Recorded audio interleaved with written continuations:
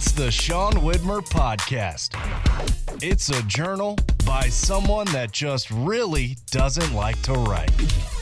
Diarrhea. Is this thing on, by the way? Does this thing still work? Does this thing still, let me see.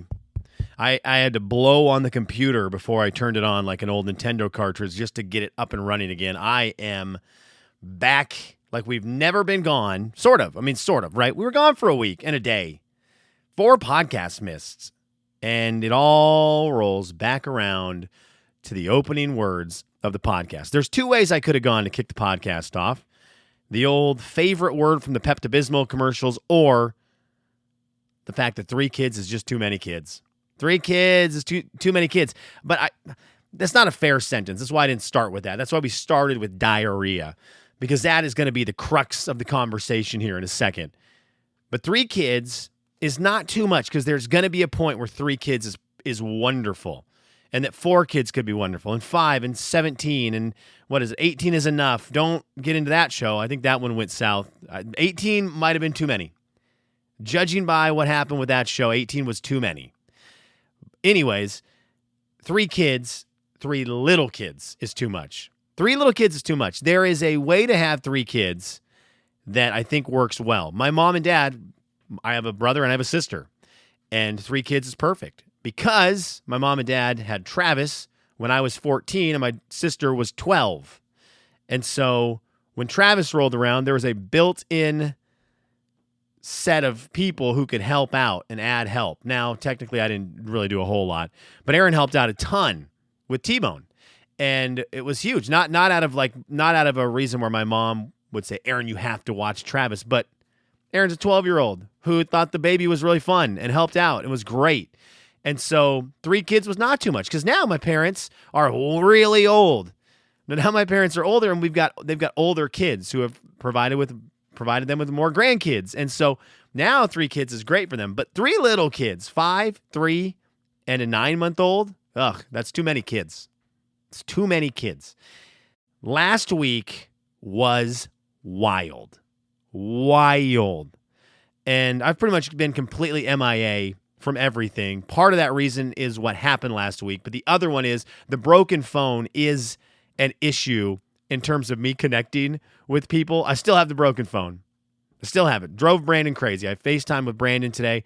I FaceTimed him from my computer so that he could see my phone, and he was like, "What is that? What are those?" And he was like, gotta get a phone. So, but not having a phone last week kept me from really interacting with the outside world, as I was in the inside world last week. The inside world. Not only in my house, not only in the upstairs of my house, not just in my bedroom, no, but in the bathroom, as the stomach bug, the noravirus, came to the Widmer's house. It knocked on my bedroom door and said, "Sean, do you want to be the sickest you've ever been?" And before I could say, "No, I'm good," it was like, too late. I know the answer is yes, I'm here. And it struck. Holy smokes, did it strike. So Sunday, my wife left for a trip. She had been gone for a couple days the week before, was back on Saturday, hung out with the fam on Saturday. We had a fun Saturday. And then Sunday, she was gone again. And she was going to be gone until late Wednesday night. So Sunday, Monday, Tuesday, and Wednesday, it's the kids, it's me, Elsa helping out during the day. So, I can do the work stuff. But if the kids are awake in the morning until I head to work, and then when I get home from work, I got the kids. And Sunday night at about 11 o'clock, I was in the middle of my Sunday night Dungeons & Dragons game with Dan, D&D Dan. And all of a sudden, I started feeling a little weird. And I was like, that's kind of interesting. I just don't feel right. And I'm thinking, well, maybe I'm tired. It's 11 o'clock at night. We had a busy Sunday here. And so I lay down, and at about midnight, I kind of woke up. I'm like, something's wrong. Something's wrong. Something's in the air. Something's fishy. And I will tell you the marker. And I apologize. I don't apologize. It's my podcast. You know what to expect at this point. 12:37. 12:37. The reason I remember this is because I woke up in a sweat and a panic and looked at my phone, broken phone, and it said 12:37. And from 12:37 Sunday night until Tuesday morning, and I think it was like 10:30, I had diarrhea. Not every now and then. Not like, oh, hey, I had diarrhea. From 12:37 a.m., I guess it would be technically Monday morning, Sunday night into Monday morning, for over 24 hours. Every 10 to 20 minutes, I was on the toilet. Okay? And it was gross, yes, but ridiculous overall. And with that came, I mentioned the sickest I've ever been. It's not a joke. It is crazy. I talked to other people who have had this. There was another person that in my life that had it, and I talked to him about it. He goes, dude, it's the worst he goes, it's the sickest I've ever been. He goes, I just laid on my bathroom floor. I said, yeah, dude, I get it. I couldn't do that. So here was the problem. I can get through being sick. I don't like being sick. You can hear it in my voice right now. We're also working through, as my immune system just fought off everything it could with the noravirus, just battled it out. My son Huck had brought home a cold in the midst of this from school, and he was generous enough to share that with me. So beginning of last week was in the bathroom. End of last week, I didn't have a voice, which really affects the podcast. Didn't have a voice. I was so colded up, and that's kind of cleared up. It cleared up kind of on Saturday. I didn't feel as coldy, but now it's just kind of all working through me. And it's that weird after you have the cough and cold, and it just lingers, and you don't really feel sick, but I'm constantly just coughing, and my voice is weak. And it's been a mess. It's been a mess. I talked to my buddy Jeremy, and he was like, dude, the sickness has ravaged the Widmer house this year. Yeah, 2025, not the year here at the Widmer house. It's not the year. But it's norovirus.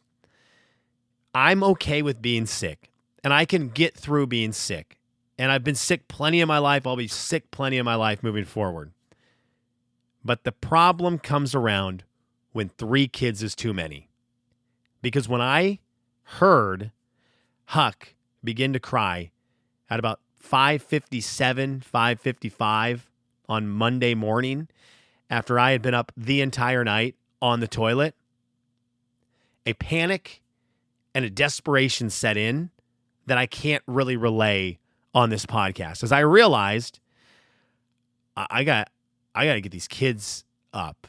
I got to get these kids up and get them going today. And I know there's help on the way. I know Elsa's going to be here to help at around 8:30.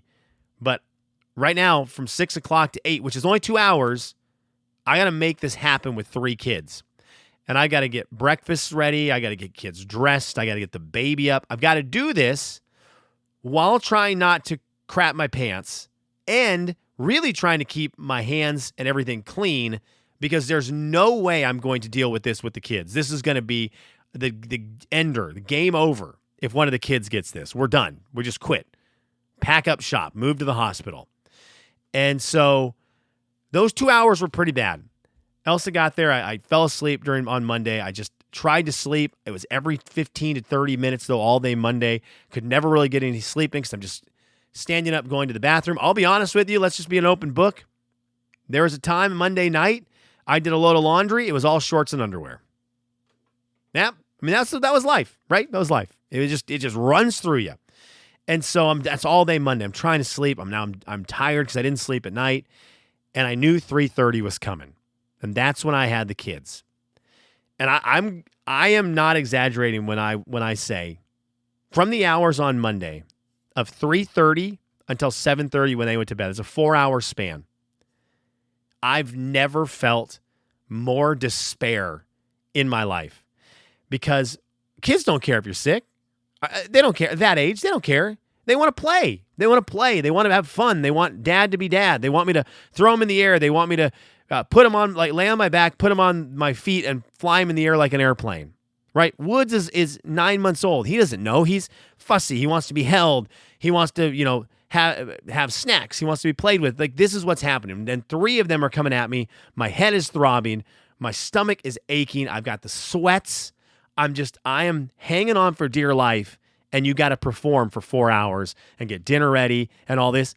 I don't know that I've been more worn out ever than Monday night after the kids went to bed. And I sat there going, I need to stop going to the bathroom just so I can sleep. And I couldn't do it. It was bad. It was one of those times I very much miss Spokane. I miss Spokane a lot. I miss my friends there, minus Marcus. I miss everyone else in Spokane. And it's, I constantly am thinking of people. I talked to Andy on the phone today. It's great catching up with him. Try to talk to Jeremy almost every day. I've done a bad job this last week because I was dying. Sorry, Jeromeo. I miss my people in Spokane. My mom and dad, my sister. I don't need to name everyone's name. My man, Kevin James.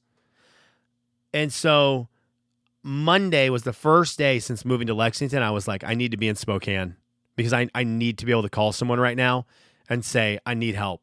I need help. And that was a weird feeling of, we are not in Spokane anymore. It kicked in. I thought, 20 years, 40 years with my parents, obviously, of them being around and would have been very willing to help me on Monday. I know my mom in a second would have taken the kids and it really would have, lightened the load. But even if like they had been gone, you build these relationships since I was in the States in 2000 and on, where you build up relationships where in a time of need, if someone called me, a 20-year relationship, 15-year relationship, and they say, hey, dude, I need it, I'm there. And I had those in Spokane where it's like I knew who I could call and say, hey, man, I'm dying. Could you come over and just help with the kids? Like, is there any chance? And I know that they would have helped, as inconvenient as that would have been. And it was a weird feeling. It's like, that is not the case. And so we just persevered through Monday night. Again, shout out to single parents out there. I don't know how single parents do it. If you're doing it and you are someone who listens to the podcast and you're a single parent and you are stressed and all that, I get it. And I am amazed by what you do. And I wish I could help you. I wish I could. I think it's one of the most amazing things people do who find themselves in a situation where they are a single parent working through it and getting it done. It's amazing. So anyways, that was Monday. Tuesday, thank goodness, the bathroom portion went away. So I was able to actually not be handcuffed like I was all day Monday in that 4-hour stretch Monday night with the kids, handcuffed to the restroom, yo-yoing back and forth between the room where the kids were and running to the bathroom, trying to keep my son out of the bathroom. Like, just it was a nightmare. But Tuesday, I just felt really sick. So I just felt like the sweats, aches. I couldn't really stand up. There was a chunk of time when I had the kids, I just laid on the ground because I couldn't stand up. I was just so achy in my joints. And I looked at Olivia and I said, today is your day, my girl. Here it is. This is the remote control. You know how to use it. I know I hide it. I know I put it on the top of the refrigerator. Today, it is yours. Jesus has taken the wheel for your father. You have now taken the wheel of the TV. And I said, let's let this one ride. And that girl took advantage of 4 hours of dad laying on the floor to get to bedtime and just Disney Plus peacocked the heck out of that TV. Parents who don't like it, whatever, sorry. When you're in survival mode, you're in survival mode. When my wife got back Wednesday evening, and I was feeling a little bit better on Wednesday, then the cold hit. When my wife hit home Wednesday, I was like, this is the greatest thing that's ever happened. Thank you. I don't even need you to take all the kids. Just can you take one? I just did one. So anyways, that's where it was last week, but that's not the end of the story. This is now just turned into sick pod. Sorry, 14 minutes in. Wednesday night. Monday was bad. Tuesday was bad, but without the diarrhea, the upset stomach diarrhea. Wednesday night was a wild occurrence. A wild one. So I have now not got a lot of sleep 2 nights in a row. I'm looking for a good night's sleep. I go to put my daughter to bed, and I do the classic Sean Whitmer thing with her. I fall asleep in her bed. That's fine. I fall asleep in her bed more often than not. And when I'm putting her to bed, and I wake up there and it's great. Whatever. Wake up in the morning and I get just as good of a night of sleep as any, and it's wonderful. So fall asleep, and I woke up. But I didn't wake up in the morning at 5 o'clock. No. I woke up at about 12 o'clock, 12:10. And the sound that I woke up to is a sound that when it is 2 inches from your head, it's not a sound you want to hear. As my daughter got the bug. And when the throw up came out 2 inches from my head in the middle of the night, it made me want to die as wetness hit the side of my bald head. And I hear more and more coming out. And I sit up, and there is throw up everywhere. Everywhere. And I thought this week there's not a chance this week can get worse. It didn't. Thank goodness it didn't. But that was it. And so Wednesday night was an Olivia 12 o'clock, 2 o'clock, 4 o'clock. It ended there. Thank goodness. I think there was one random later the next day, but there was just 3 throw-ups. That first one had everything behind it, all over the place. Never felt grosser than my daughter looking at me and being like, "You have throw up on yourself." "Yeah, I know I do. It's yours. Thank you for sharing." I was sad. I felt bad for her. She was down and out. She worked through it. She worked through it a lot quicker than I did. But that was a wild night. But it ended up being a Wednesday night of no sleep. So it was a Monday night, Sunday to Monday night of no sleep, Monday night no sleep, Tuesday night no sleep, Wednesday night was ready to sleep. That changed with Olivia. And so I got to tell you, when I say I'm sick right now, I know Huck brought a cold home. Normally that's something that comes through and is fine. But when you have absolutely no sleep under your belt and someone brings a sickness home, there's just no chance. You got no defense at all. None.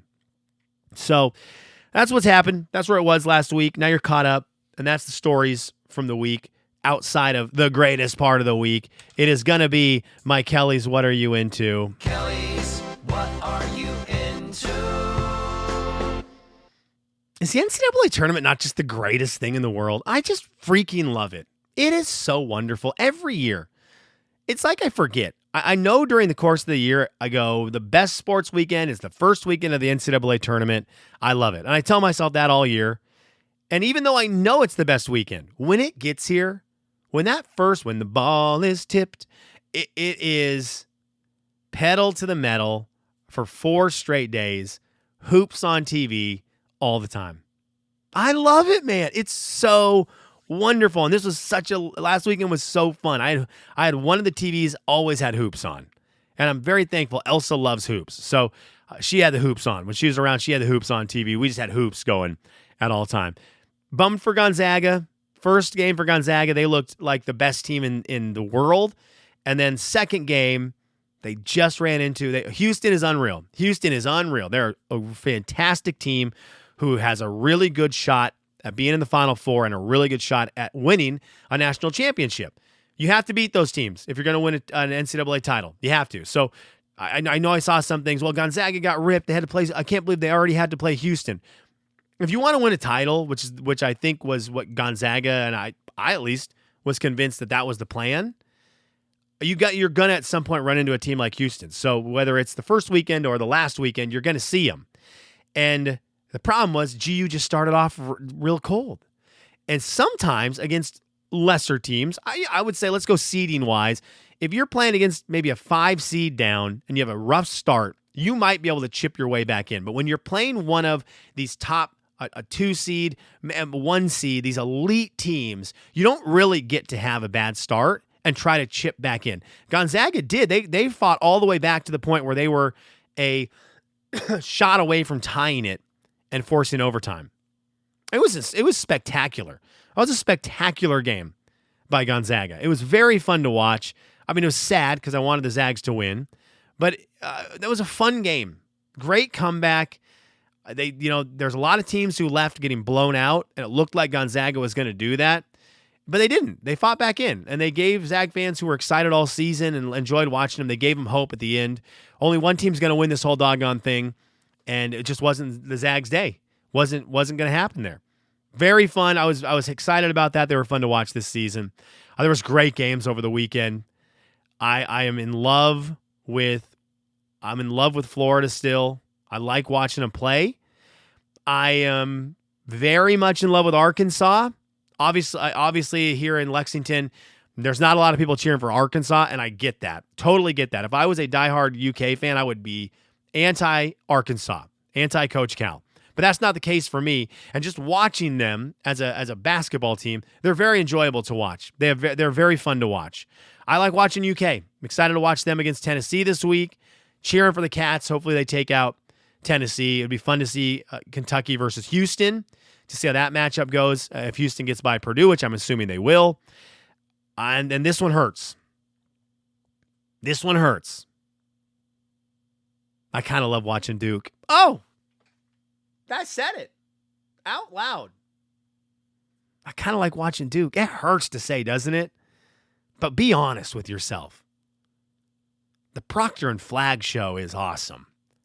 As a basketball fan, if the jerseys were all generic and all these teams played and you left the weekend and they were like, who did you like watching? You would have said Duke. You would have said Duke. They're awesome to watch. The problem is the jerseys aren't generic and they say Duke, and so it's really hard to want to have anything to do with them. But just the basketball guy in me enjoyed watching them this weekend. I'm excited to watch them next weekend. I hope they lose to Arizona, but I'm excited to watch them. Excuse me. Okay, that's it. Thank you for tuning in. The podcast should get back to like a regular content and not just talking about diarrhea. But who knows? Who knows what tonight holds? Who knows what tonight holds in my bathroom? Hopefully nothing. And we can get back to some of the tomfoolery on Friday. Thank you for listening. Sorry about the delay. Thank you to the people who reached out, Yvonne, Miles. I appreciate the people who were like, hey, when's the podcast coming back? That meant a lot. I felt bad. I didn't even respond. I've just been so kind of out of it. And so it's just been, I just did a bad job with that. But to the people who did reach out, thank you. We're back, baby. We're back.